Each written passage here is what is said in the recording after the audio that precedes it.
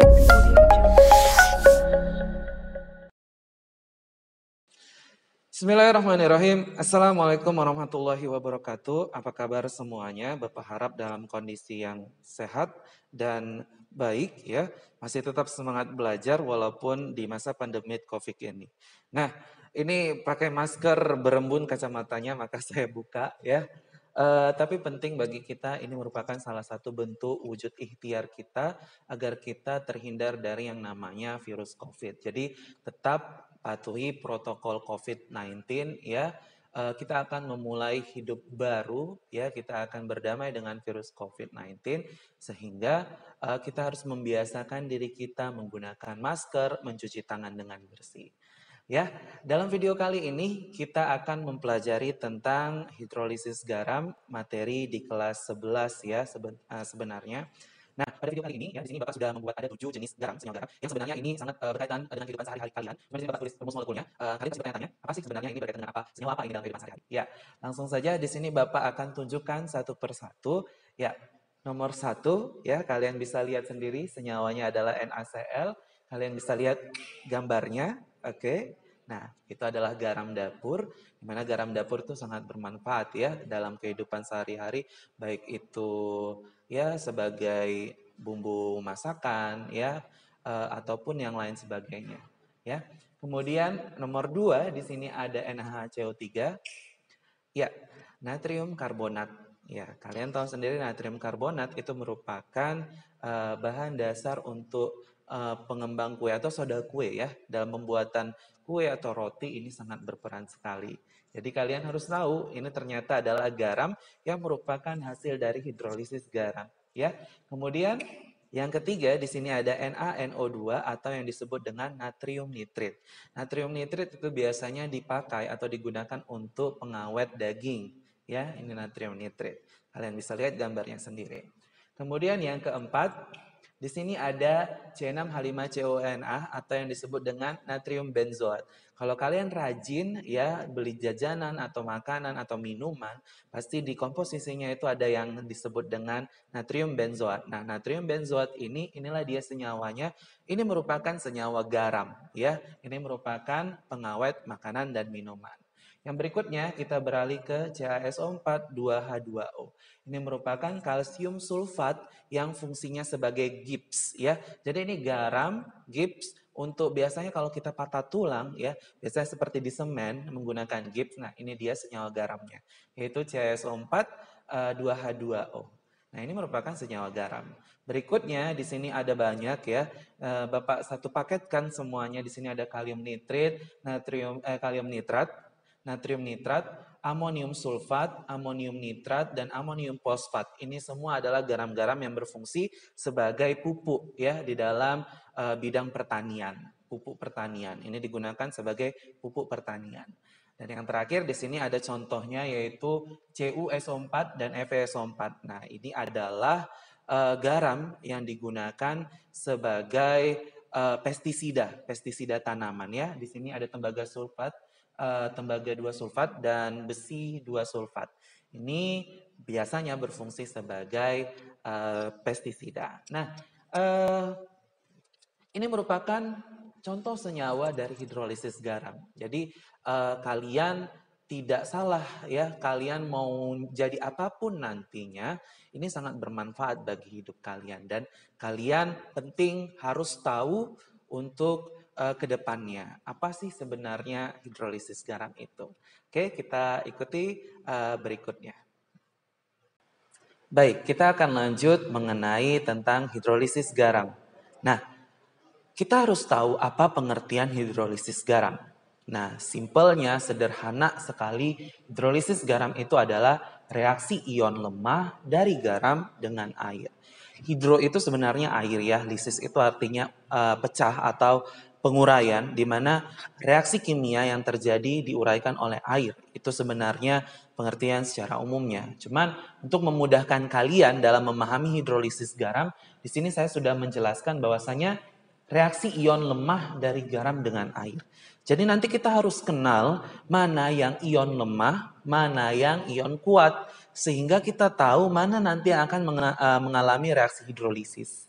Nah, untuk itu kita harus mengetahui sebenarnya mana-mana saja yang termasuk ion yang basa kuat, ion basa lemah, ataupun ion asam lemah dan ion asam kuat. Ya, di sini Bapak ulangi kembali ya, kita akan memahami cara menghafal ya basa kuat dan asam kuat. Jadi kuncinya sebetulnya kalian cukup menghafal senyawa-senyawa yang basa kuat dengan asam kuat. Nah, di sini ada basa kuat. Bapak buat pakai spidol biru tadi ya. Jadi biar kalian lebih memahami. Di sini basa kuat contohnya adalah NaOH, KOH, CaOH 2 kali, BaOH 2 kali. Ya, ini ada beberapa senyawa. Nah, di sini NaOH terbentuk dari ion kation Na+, KOH K+, Ca2+, Ba2+. Coba kalian perhatikan ya. Ion-ion ini merupakan ion yang berasal dari logam golongan 1A dan 2A. Ini semua berikatan dengan ya yang namanya kalau dia direaksikan, kalau dalam bentuk ion La positif, Na positif, K positif, Rb positif, Cs positif bereaksi dengan ion OH min akan membentuk semuanya senyawa basa kuat. Inilah dia NaOH, KOH. Nah, sementara untuk logam golongan 2A itu yang membentuk basa kuat hanyalah Ca2+ dengan Da2+. Jadi hanya ion kalsium dan ion barium saja. Selebihnya dia akan membentuk yang namanya basa lemah.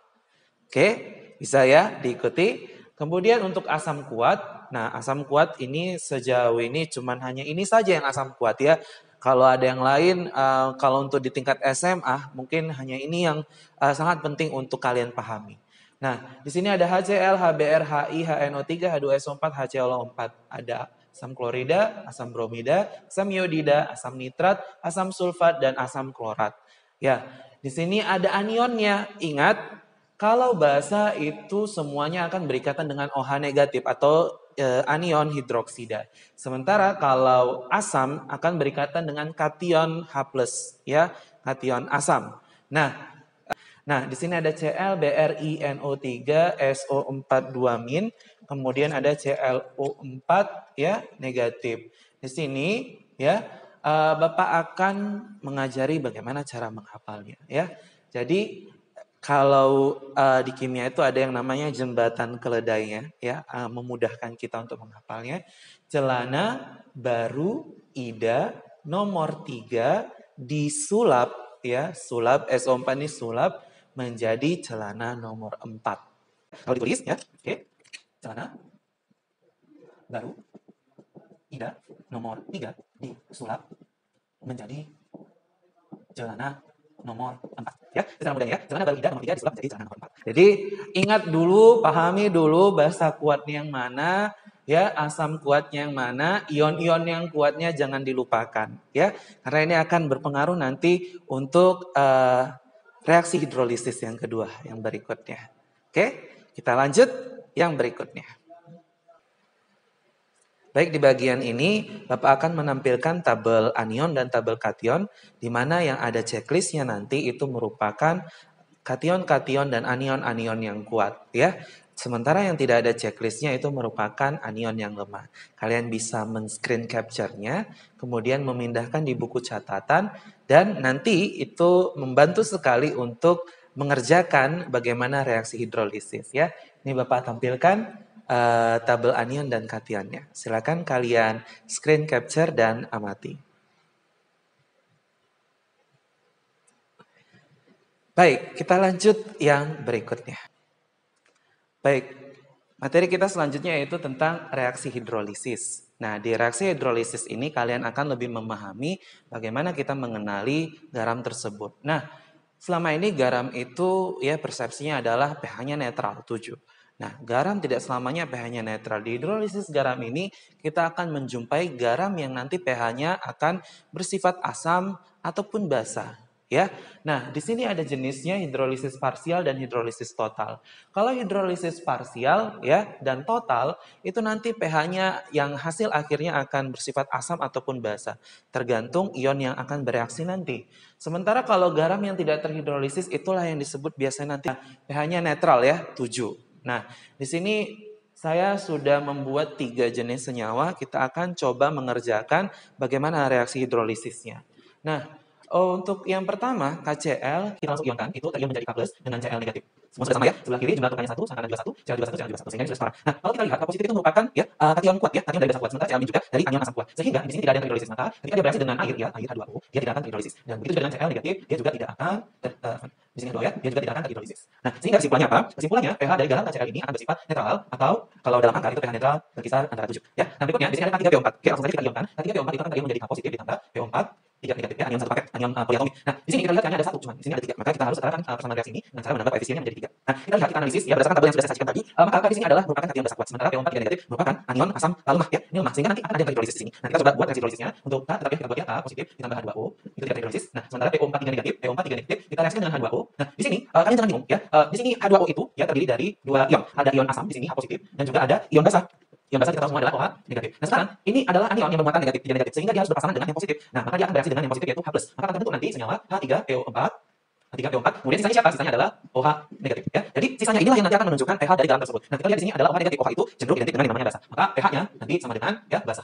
pH basa itu berarti di atas 7 ya. Di atas 7 rentangnya nanti sampai 14. 14 itu pH yang paling tinggi di basa ya. Jadi di atas 7, tidak mungkin di bawah 7. Jadi garam ini ya merupakan garam yang ber-pH basa dan dia mengalami hidrolisis parsial sebagian karena hanya PO4 3 negatif, ion dari PO4 3 negatif yang terhidrolisis. Sementara ion H+ tidak terhidrolisis. Nah, oke, paham ya? Kita lanjut ke senyawa yang berikutnya yaitu NH4CN. Nah, NH4CN kalau diuraikan itu akan menjadi NH4 positif ditambah Cn negatif. Lihat ya, NH4 positif ditambah Cn negatif. Nah, NH4 positif dan Cn negatif ini merupakan ion-ion lemah ya. Ini kation lemah, ini juga anion lemah. Maka ini semua akan terhidrolisis dengan air. Yuk, kita buat reaksi hidrolisis dengan airnya. Maka NH4+ direaksikan dengan air akan terhidrolisis muatan positif ya. Maka dia akan terhidrolisis dengan air berarti di sini kalau dia positif dia akan bereaksi dengan OH negatif. Maka menjadi NH4OH ya. Kemudian sisanya apa? H positif ya. Selanjutnya apa? Cn ya.